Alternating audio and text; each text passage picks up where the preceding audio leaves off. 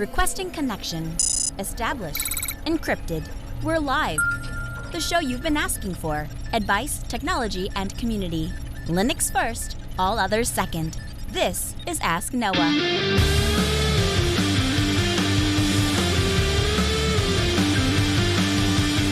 Live from Altispeed Technologies, the Ask Noah Show starts right now. This is the show where we came to do all the things on Linux they said couldn't be done and take your questions on how to do the same. The phone lines are open this hour. To be a part of the program, it is a free call, 1-855-450-NOAH. It's 1-855-450-6624, or send an email to live@asknoahshow.com. My name is Noah Chalaya. I am your host. Delighted to be here with you as another episode of the Ask Noah Show kicks off this hour. Joining me, my co-host, Mr. Steve Ovens. Welcome in, sir. Are you having crazy weather up there in North Dakota? Yeah, I got super cold. It's going to be super cold for a while, and it's going to get a little warmer for a while, and it's going to get real cold for a while.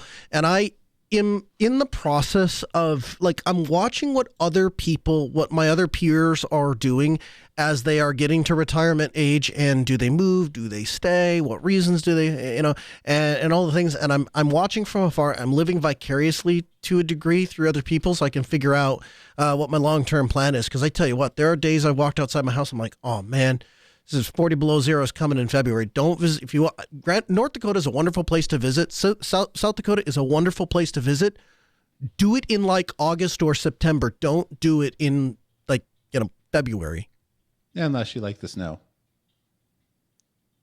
I even if you like snow, you can like snow without wanting to lose limbs. I feel like there's a balance there. I suppose my husky really likes it.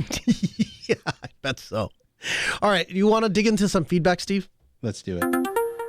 Our first email comes in from William. William says, "Hello, Noah and Steve. I've been enjoying the ongoing discussions on domain registers and email. This is timely for me because I'm looking for a new domain register and an email provider. I've been using Hover for nearly 20 years for my domain and really never had any issue with them. However, there are some basic features they either don't offer or they charge extra. I want to give a +1 for Pork Bun in episode 460. I'm in the process of moving my domains there. They offer features I want without any additional cost of the domain registration fee. On the topic of email, I've been looking at a couple of options. I've researched everything mentioned on the show, but I've been looking at mailbox.org. It fits my budget. I don't recall if mailbox.org is previously mentioned. I wanted to see if you've heard any experience with Simple Login. You can learn more by going to simplelogin.io, which utilizes free aliases and reverse aliases for sending and receiving email. I've been playing around with the idea of using Simple Login to set up aliases for my custom domains and have all the email delivered to my Proton Mail inbox. That way, it doesn't matter what domain receives the email, it all goes to the inbox. And when I want to reply or send emails, I use Simple Login's reverse aliases to allow me to send an email as they are of my aliases while hiding my Proton email account. I don't know, maybe that's too complicated or a lot to manage. I'm probably better off just going with a regular email service like Mailbox or Pork Bun's email service, but I wanted to give Simple Login a shout out as it is open source and seems to be a really neat service. Do you have any thoughts? Thanks for the show. I look forward to it every week. William. So first of all, thanks for writing in, William. Steve, have you ever heard of simplelogin.io? Yep, I used them for about 6-ish months. Did you really? What'd you think? I did. I thought it was fine. The integration worked pretty well in Proton Mail, and ultimately I just decided that for one reason or another, I like duck.com better. I don't know why. I can't put a tangible reason on it. But I was kind of doing a bake-off between the two because they both do a similar thing, and I went with duck.com at the end, and I can't even tell you right now that's how little of a strong feeling I had about one being worse or better than the others. I can't even remember now why I did that. Sure. I'm going to throw something out there, and I want you to tell me what your immediate reaction to it is. So if I say to you, I offload email because I don't want the hassle of having to deal with managing an email server, but also at the same time, once you start combining two or more services necessary and requisite to be able to send an email, now I feel like I'm too dependent on other people's services. You say what to me? I think you're schizophrenic. Right. I feel that way. I'm glad that's your reaction, because that's the way I feel. But there's something that says I can't imagine going to send an email and go, or receiving an email for that matter, and all of a sudden it doesn't come. And so I was like, okay, where in the process is it a simple login that is failing? Is it Proton Mail that's failing? Is it my domain registrar that's failing? Like, it seems like we start to add a bunch of things that you'd have to go through, which again, I suppose, the obvious answer there is, well, no, duh, Noah, that's how the internet works. It's a collections of service, moron. But there's something in me that just, I'm like, I don't know, if I could get it all to one service, I feel like I really, really like that. And at the same time, right after I say that, I recognize what I'm doing is my domain registrar has free aliases, and I'm just sending those to Proton Mail. So really, what's the difference if you offload that or hand that off to a dedicated service? Probably does it better.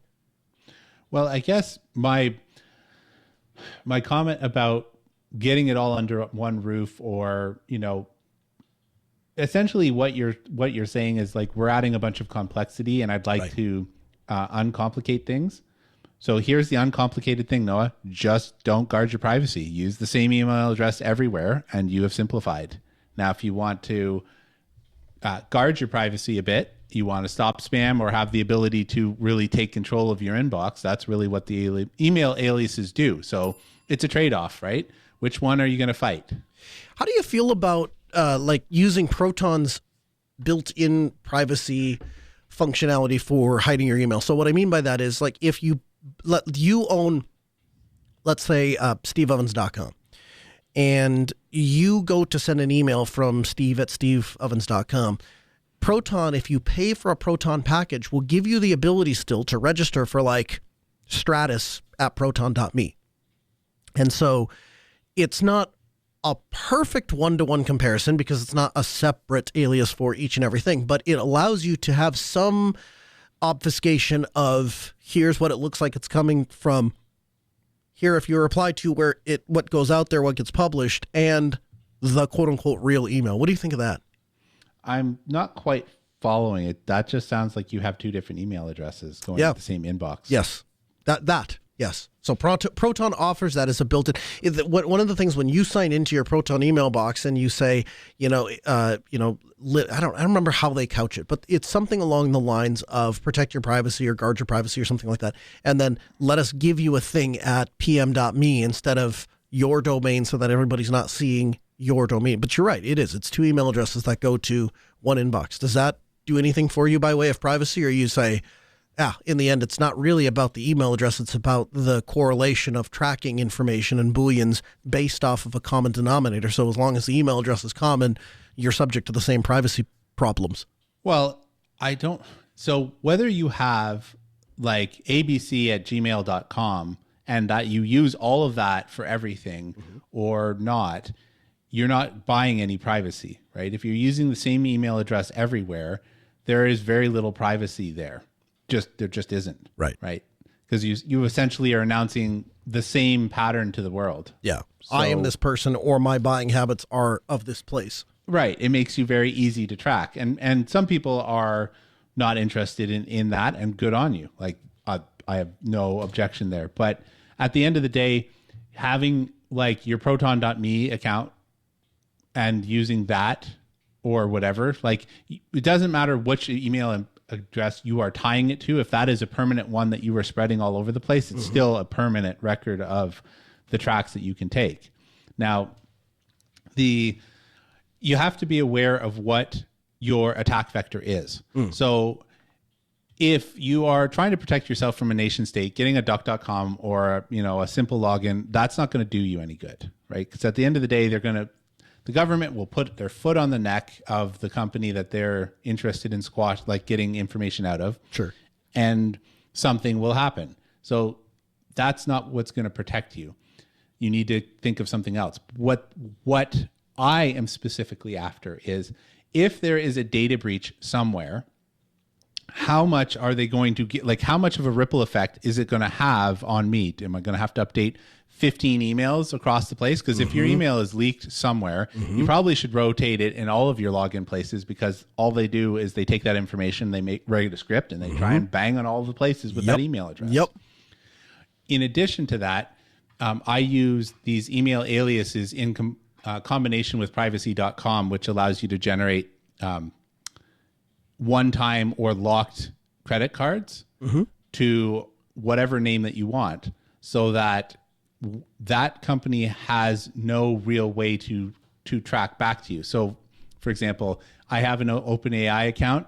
It's got a privacy.com email address that has a fake name to it, and it's got a duck.com email address. And sure, if someone was determined, they're going to be able to track that down, right? There's all kinds of ways that I'm not protecting myself. I'm not necessarily always on a VPN when I hit there and all that kind of stuff. But what it does do is the people that are crawling for marketing information, or they're trying to pick off the low-hanging fruit for correlation of various things, that's going to stop them. It also prevents, like, hey, I've got a data breach and this email address and that credit card are used at this site, so it's probably used at Amazon, which is probably used over at Best Buy. It helps to prevent that sort of stuff as well. Interesting. Oh, very cool. Well, you know what's funny? I'd never heard of pork bun prior to it being sent into the show, and now I feel like I see it everywhere. So I might just have to go register a domain at some point with pork bun just so I can get hands on and try it and see what I think. Did you just say get hams on? I'm picking up what you're laying down. Our second email comes in from Anonymous. Anonymous writes in and says, "Hi, Noah and Steve. I'm a data scientist who was recently laid off, which has given me some time to think. I mostly do machine learning and data analysis. The jobs which these skills often involve collecting large amounts of data for uses to analyze their behavior to get them to buy stuff, click, view ads, or to get them more entangled in a company's ecosystem. This doesn't really fit the self-hosted privacy lifestyle I'm trying to promote for myself and my family. Are there other industries that I could apply my skill set to that wouldn't conflict with my values? Thanks for the great show, Anonymous." So, start by telling you I love your question. I really love your question. And the reason that I really love your question is because the underneath the specifics of your question, what you're really asking is, how do I make value-based decisions, which I think is the right approach to technology. And if I thought that was the right approach to technology 10 years ago, before all the things that we deal with now, I would tell you it's 10 times more important today than it was 10 years ago. Remembering that there's a human on the other side of the keyboard and a mouse and a monitor is a good thing. And so when you start caring about people's privacy, in some ways, you probably care about the people you're talking about their privacy more than they do. They don't care. There's a lot of people that just, whatever, they want to see where I'm going. They want to see where I buy. They want to see they don't care, right? So in some ways, you are offering more respect and courtesy to their privacy than they would offer to themselves. And you have my deep respect for doing that. The way that I would frame this if I were you is not necessarily a binary, an on or an off, a do or don't do. The way that I would frame it is in terms of helping people or not helping people. That is to say, if there's somebody out there that says, I will share all my data with you, I don't care. Collect it all, keep it all, analyze it all. But what I really want from you is when I open up my search browser, when I go to look for a thing, I want you to pair me with the most relevant service as quickly and accurately as possible. I submit to you, it is not a violation of your beliefs and your self-hosted privacy lifestyle to apply your skill set to collect a large amount of data that somebody wants you to have or doesn't mind that you have. You've asked for consent. You've gone through the proper things. Take that data and then pair it with a service or a person who wants to sell that person a thing. If you do that, I would argue it makes you, in the same way that salespeople get a bad reputation, right? Oftentimes you'll hear, well, as salespeople, they're slimy. No, good salespeople aren't slimy at all. Good salespeople understand their product line and their service offering, and they understand their competitor's product line and their competitor's offering, sometimes often better than their competitor does. And then they'll go into you, they'll understand your need, and they help pair you with a solution. You run into, and they're not pushy. You run into that sort of salesperson, they're a godsend. Hey, I have a problem. How do I fix that? Well, this is the thing you need, and here's how much it costs, and here's what. Okay, great, awesome, do it. That person is awesome. When you tell that person, no, I'm not interested in that, and they just immediately go away because they know that you're not interested, you've told them that, and so they just move on. They don't harass you. They don't bother you. They don't, that kind of stuff. awesome. The kind of salesperson that, hey, you have this problem. Okay, here's some solutions. And then I forgot, or I moved on, or I did a thing, and they gently, kindly come back and say, hey, did you ever land on a solution? Oh, no, I'm really sorry. I forgot about that. I'll get back to you next week. Okay, come back next week. Hey, did you ever land? Oh, shoot. Yeah, we need to do that. Yeah, thanks for following up on me. Yeah, could you go ahead and make that happen? We're ready to do that now. Great salesperson, right? So in the same way that you can absolutely do that, and you can absolutely serve other people well, I would tell you that the same thing applies here with your, with the way that with your skill set. Now, as far as specific industries, Steve, talk to me about the difference between a tool and a pillar. So I suppose we need to step back and kind of take this out of the lens of a specific industry and just in general. So we had a lot of fun with this question in the pre-show. So Noah and I and a couple of the producers meet an hour beforehand, and we talk about stuff that's interesting. We talk about the show. This one caught our interest, and we started talking about the common assertion that it shouldn't matter what computer you use, what software you run on, it's just a tool, right? And my argument to that is there can be things that are just a tool. I have to access a client's environment. I don't have a choice about that. It is what is required for my job. In order to do that, I need software X. That is a tool. A pillar is more like what is that expands past a specific boundary. So a tool is I'm doing a thing and I have to do a thing. And sometimes you need a hammer and sometimes you need a screwdriver and you can't interchange them. That's what a tool is. A pillar is more like I have a desktop, and on my desktop I access photos, and I also do programming, and I additionally run some local services. Maybe I have paperless on here. I use it for entertainment. I play video games. It is an all-purpose. There's a lot of things going on. It is not just a tool because it does multiple things which integrate into my life. If I extend that in, I think about things like we were talking about home labs or, however, home services that you run. And I'm running over 20 web endpoints alone. And that doesn't count all of the ancillary things that need to function. So I think about things like Home Assistant. Home Assistant is a pillar.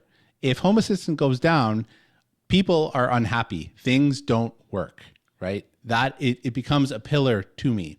While all of these services that I run are run on 2 or maybe 3 machines at most down there, which means those machines are not tools. They are pillars. They're running multiple aspects of things in our life that are important to us that we keep private or that need to be always available, that are pulled out of the cloud.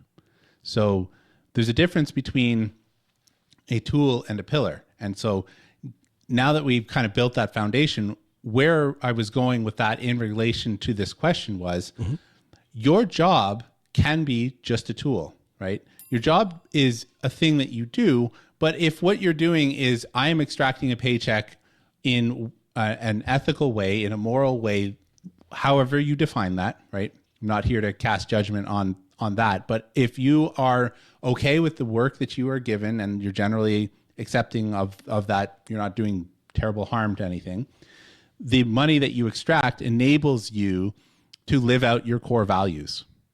The core values are these pillars in your life that you have decided for yourself. In the case of this listener, they're talking about self-hosted and privacy as a lifestyle. I would say those are 2 pillars.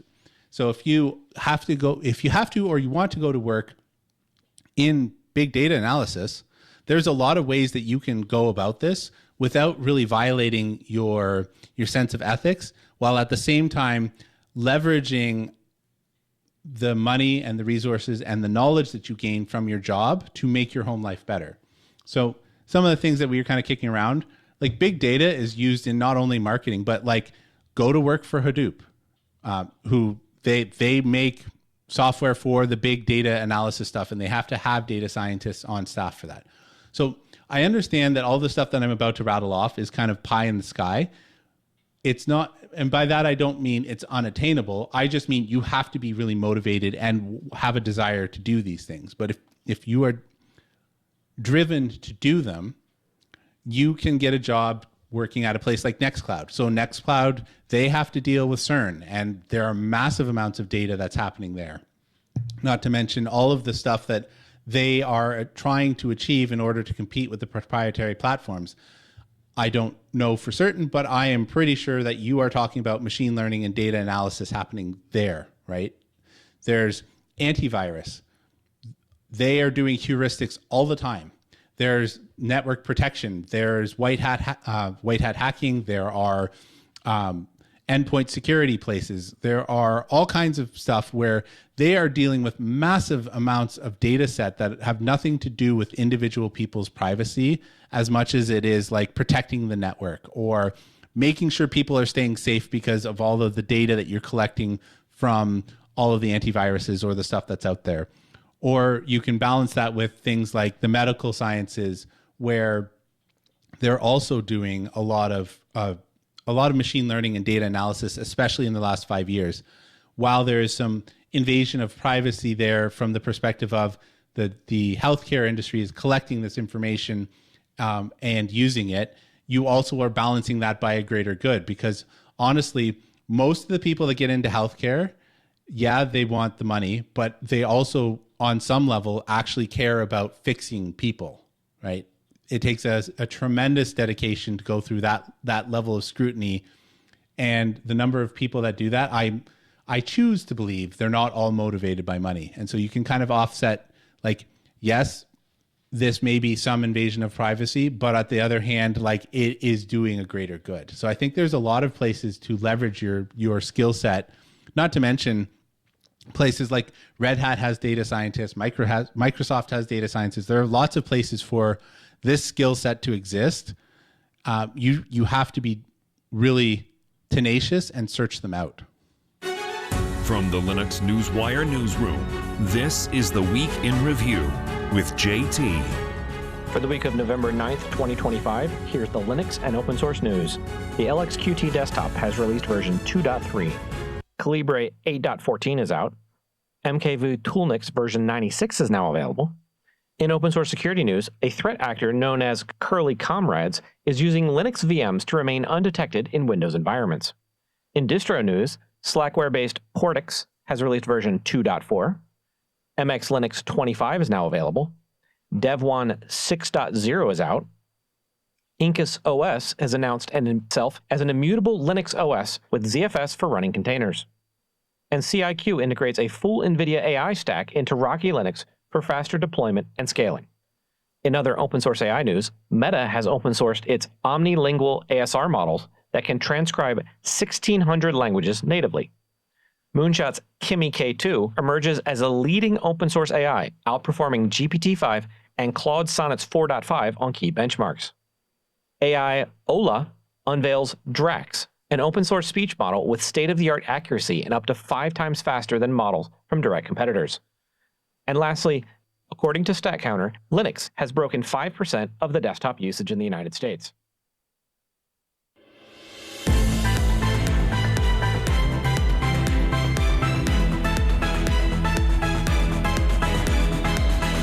Jill Mueller, she is the Chief Marketing Officer for Bolt Graphics and a guest this hour on the Ask Noah Show. Jill, welcome into the program. Hi, thanks for having me. So you and your company have embarked on a really cool effort to design a new GPU. Tell me about that.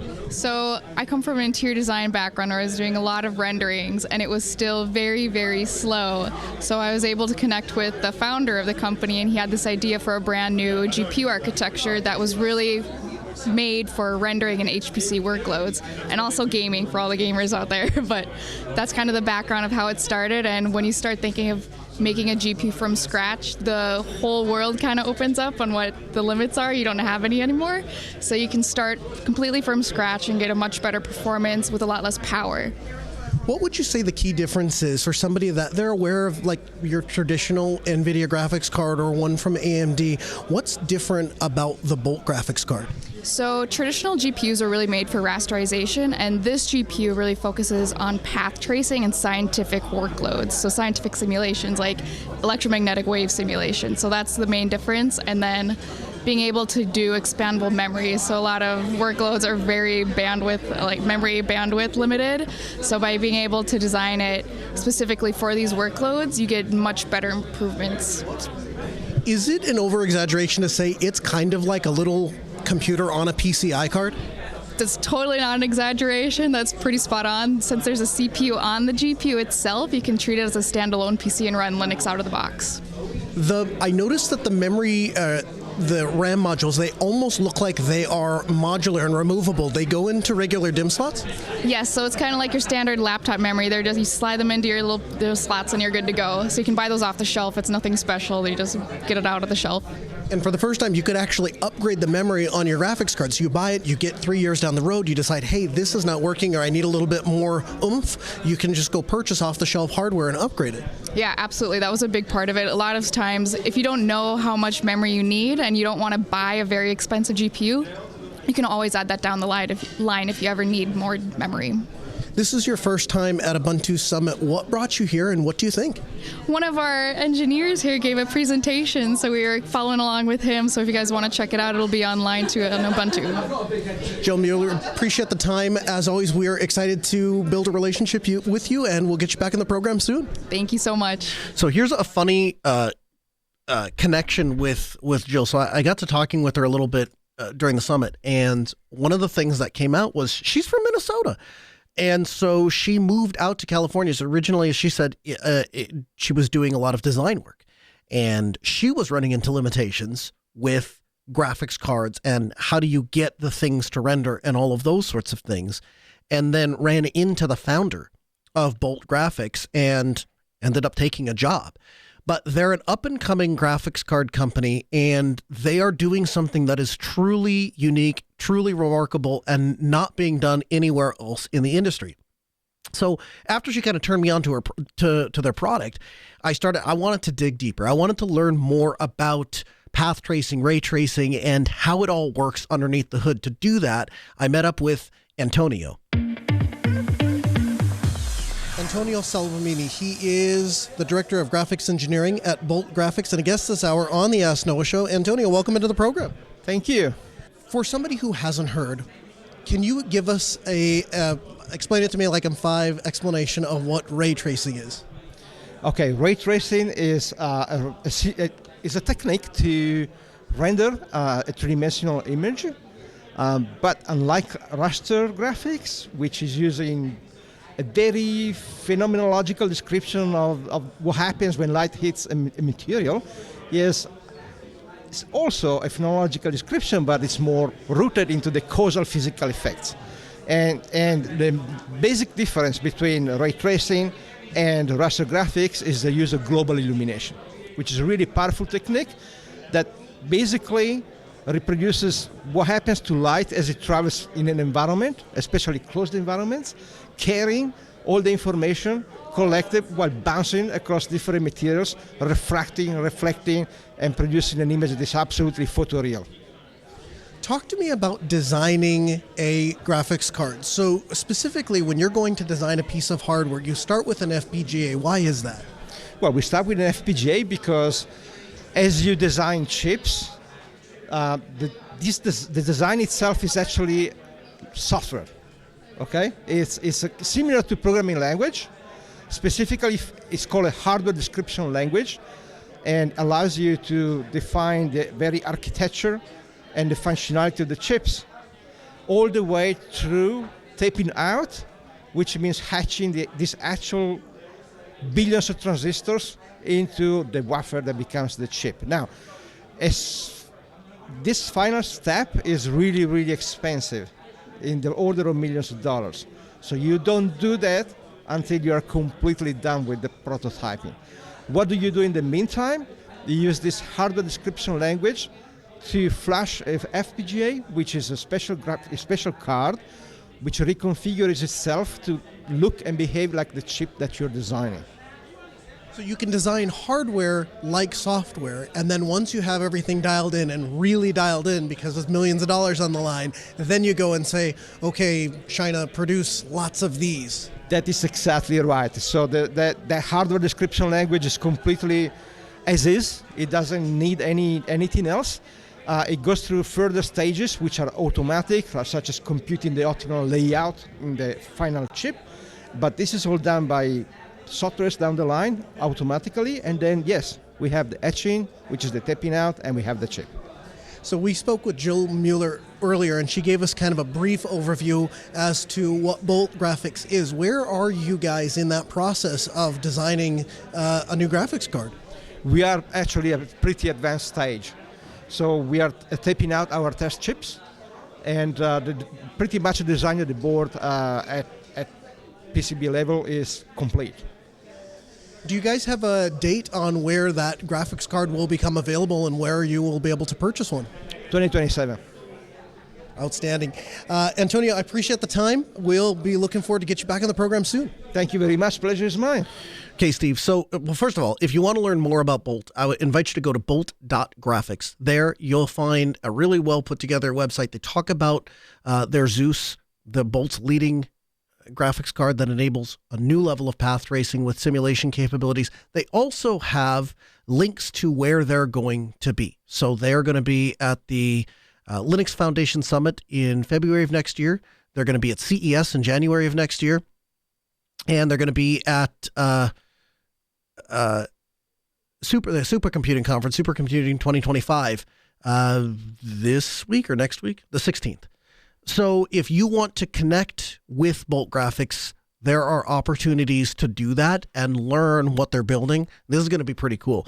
Steve, when you hear about Bolt Graphics, what are your immediate thoughts? I was thinking it would be really great to be able to have a graphics card that has more than 16 gigs of RAM that doesn't cost you $4,000. So that's exactly what they're aiming to do, and I think it's really cool because if you would have come to me and said, "Hey, do you think there's room in the graphics card market for other people to come in?" I don't know that I would have said yeah, but they have formed partnerships, but relationships with all the right people: the Linux Foundation, the Academy Software Foundation, Hollywood Professional Association, the Open Compute Project. All of these places are places that obviously value open source, value Linux, leverage it in their own way. And so now we have yet another hardware manufacturer coming onto the scene to make devices for you. But the other thing that I think is an entirely untapped market, this idea of upgradable or serviceable GPUs. So to your point about, it would be great if it didn't cost a bajillion dollars. What if you could buy a graphics card with one amount of memory, and then down the road you say, I need to upgrade it, and you put a little bit more memory in there, and down the road you need to upgrade it, and you put a little bit more memory in there. And so it's not every time I need to upgrade a portion of the graphics card, I have to go buy a whole new thing. It's just awesome from a sustainability standpoint. It is, although someone like me is probably going to be like, how much is this going to cost me to max this out? That's probably how I'd approach it. Like, it's got 2 RAM slots. It's going to cost me, that's probably more likely what I would do. Then you're back up to your price tag. Well, maybe. But if maxing out the RAM means that I have 96 gigs of RAM for the same price it does cost me for 24 gigs from NVIDIA, I think I'm ahead. Absolutely. So check out bolt.graphics. I am working with Jill, or I'm going to work with Jill to figure out where we can meet up with them next. They're based out of San Francisco, California. So my tentative thought is when we're out for scale, stop by and visit them. But again, her home stomping grounds being Minnesota, it's only 5 hours away. I might just make a trip to good old Minnesota. And here she comes back to hunt. So who knows? So I heard 2027, but does that mean that's when someone like me can go to the website and buy it, or do we have any kind of idea on that? Right. That's my understanding. General availability is 2027. But, maybe if we're super, super nice to them, they'll let us play with it beforehand. I mean, here's hoping. I've got lots of use cases I could toss it in if they're listening. Nerds. Yeah, right. Exactly. We're nerds. We can play with your thing and we'll tell you what we like, what we don't. Absolutely. Hey, Steve, there's a new opportunity for people that had Google Nest to be able to continue to use their thermostat. So Google sunsetted the Nest Generation 1 and Generation 2 thermostats. Now a new project aims to give them a new breath of life by a frustrated developer. He recently released what he's calling No Longer Evil Thermostat. It's a project that promises better control with a sleek, intuitive interface that rivals the original interface of the Google Nest. Moreover, it offers the benefit of a community-driven software that's free and open source. So, if you haven't been following along, Google released a thermostat the smart home thermostats were released in 2011 through 2014. And on October 25th of this year, Google says, Nieto, end of life. And so that was the end. And so there was an Arizona-based security researcher named Cody Casembra. I'm guessing at his name. I'm sorry, Cody. Part of the Hack House Collective group. And he became very upset when he realized that Google was going to abandon these perfectly usable thermostats. And so he started a hacking effort that and put I think actually there was a $15,000 bounty payment from the FULU Foundation. And that organization basically crowdfunds financial rewards for developers that are willing to help go break these devices that are otherwise tied to some sort of cloud or proprietary thing away. And so he started to work on developing a firmware for the Nest that he calls the No Longer Evil thermostat. So he, at this point, has published this to a GitHub. And the link which we'll have in the show notes for you, podcast.asknoahshow.com. It includes step-by-step instructions for getting the No Longer Evil thermostat system up and running. And if and when the process completes successfully, you reboot it. It says, has a little bootloader screen, now made with 100% less evil welcome screen.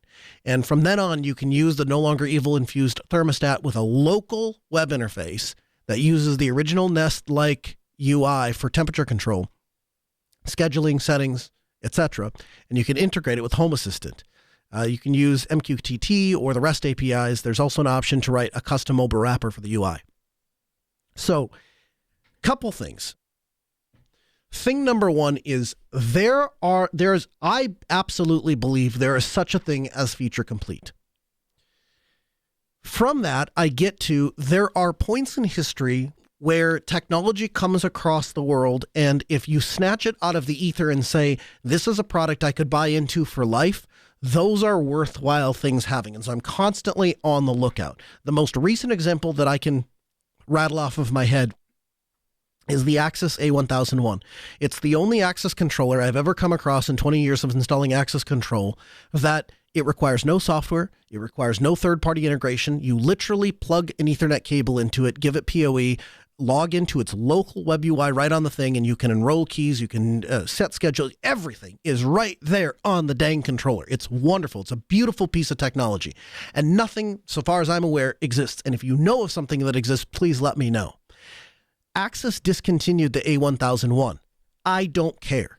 I have gone to the ends of the earth to buy as many of those controllers as I can get my stinking little hands on because it's such a beautiful piece of technology, and I'm convinced that 25 years from now, I'll still be able to log into it and I'll still be able to use it because it's not built to have an expiration date. It's not built to, doesn't have to be connected to the internet, doesn't have to have a particular piece of software, doesn't rely on some Windows system, doesn't rely on any of that. It's all baked into the device. So when I first came across Cody's work with the No Longer Evil thermostat, I thought to myself for a split moment, is this the opportunity for an open source thermostat? Is this a really beautiful piece of hardware that you can put open source software on? I ask that because if you go talk to people that have Nest thermostats, they love them. And it's not that they love Google. It's they love a good piece of hardware. It feels good. It mimics the traditional Honeywell style, like I turn the big knob on the wall and the temperature goes up and down. The temperature is very simple and intuitive. It's very easy to understand. It looks beautiful on the wall. Every Google user that I've talked to that has a Nest thermostat is in absolute love with it, in part because of the hardware. For me, it's always been a non-starter because, like you, Steve, if it requires a cloud connection, if it requires me not to be able to host it myself, I can't get into it and play with it, I'm not interested, it's not for me. So I've never been tempted, or I don't really care. And seeing this, I immediately went to eBay and I went, so what does a Google Nest Generation 2 sell for? And I'm finding 10, 15 bucks, and I'm thinking to myself, this is it. This is another Axis A1001. This is an opportunity to grab a piece of technology as it comes by in the ether, put open source software on it, and I'll have a really good piece of hardware with open source thermostat. The more I dug in, the more I had, I would just say I have some reservations. So reservation number one, at the moment, the backend, they've reverse engineered the server that the Nest connects to. So instead of connecting to Google server, it now connects to the no longer evil server. That portion, we're told from the GitHub, will eventually be open sourced. But as I sit here tonight, it's not. And so you don't have the ability to say, I'm going from one cloud hosted thing to another cloud hosted thing.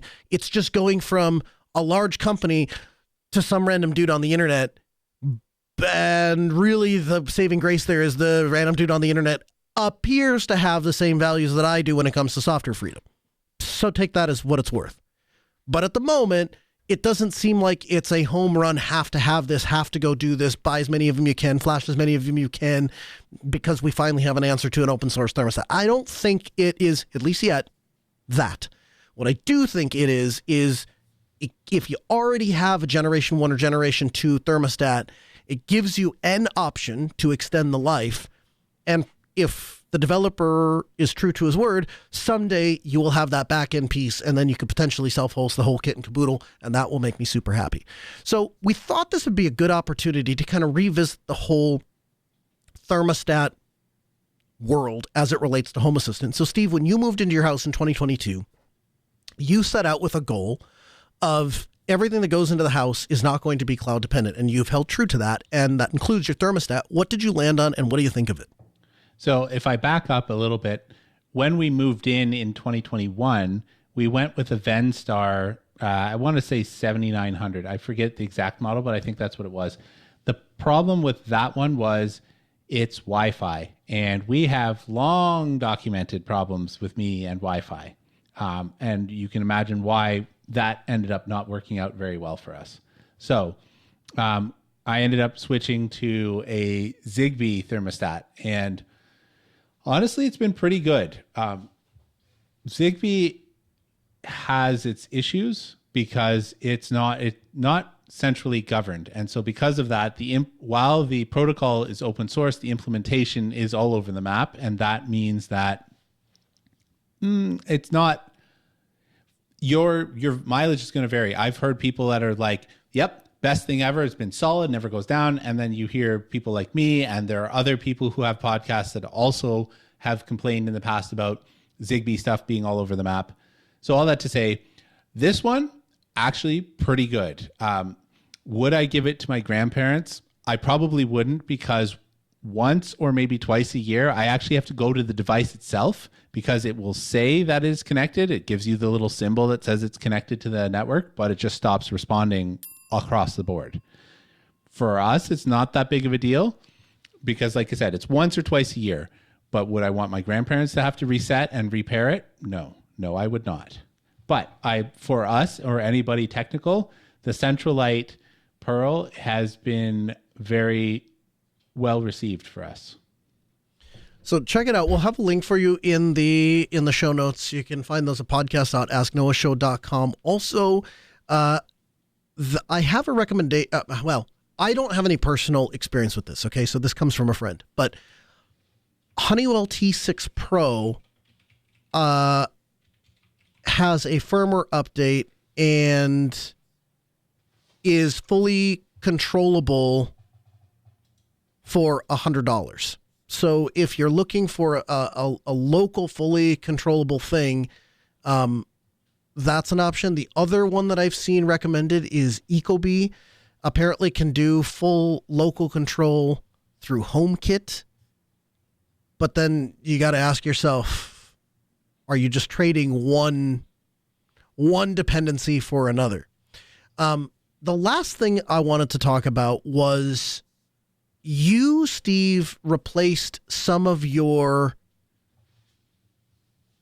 they're not really thermostats. They're really more temperature monitors, and you're feeding that information into Home Assistant. You went to do that.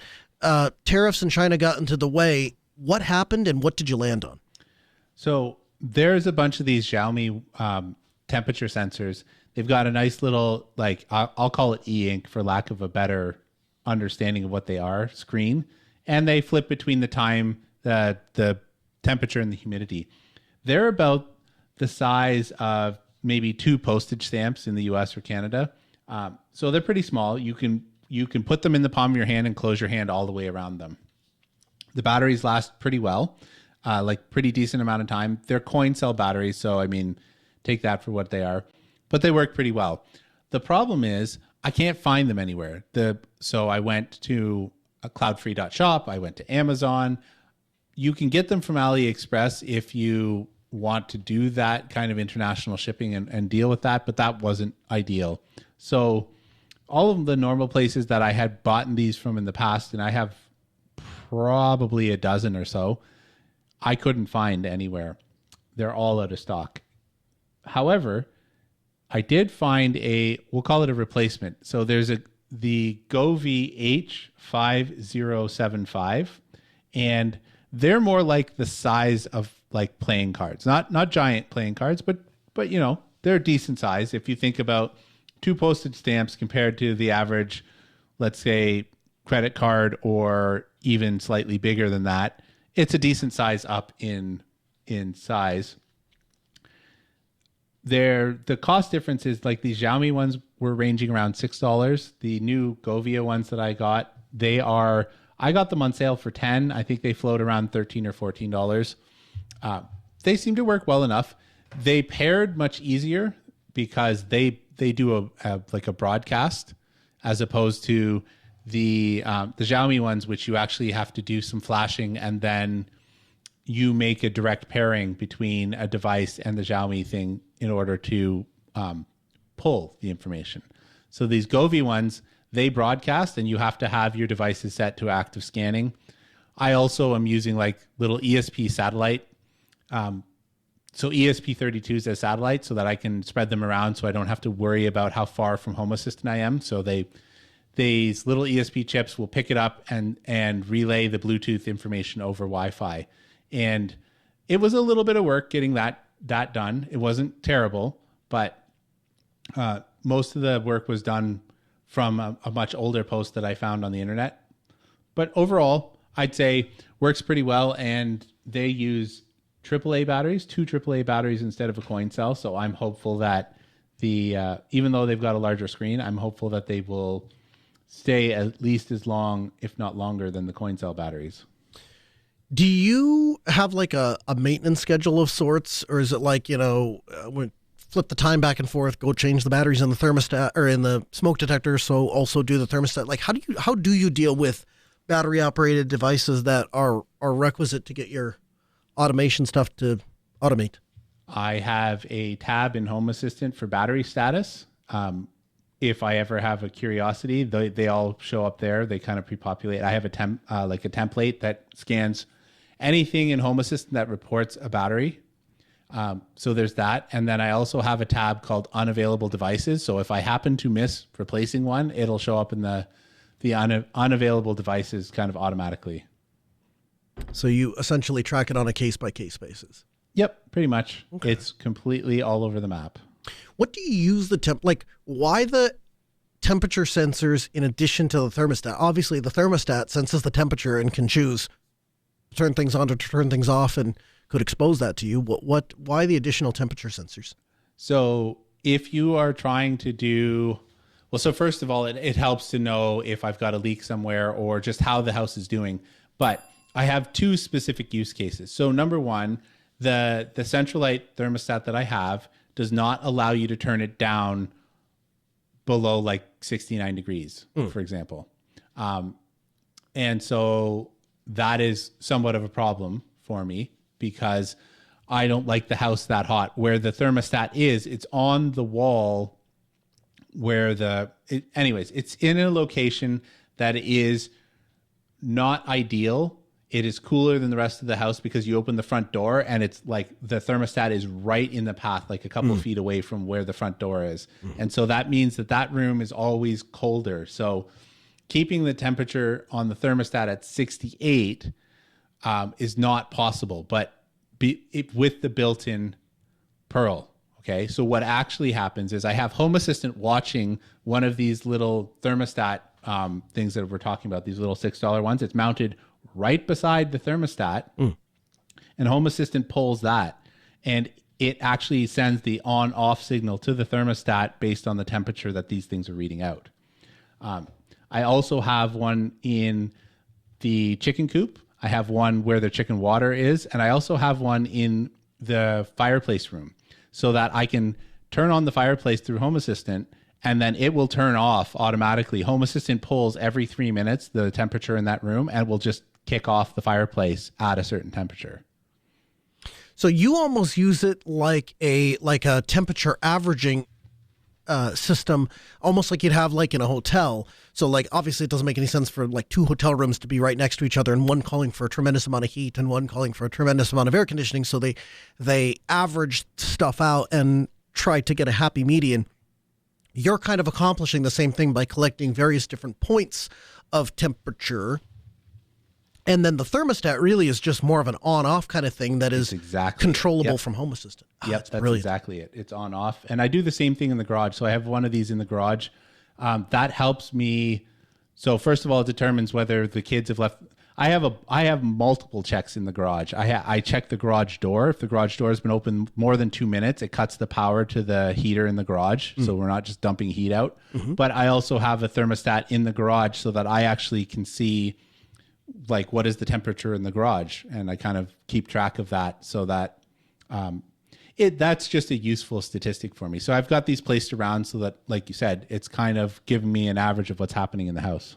So let's just say, for the sake of argument, your Chinese temperature sensors come back, and so you can buy them again.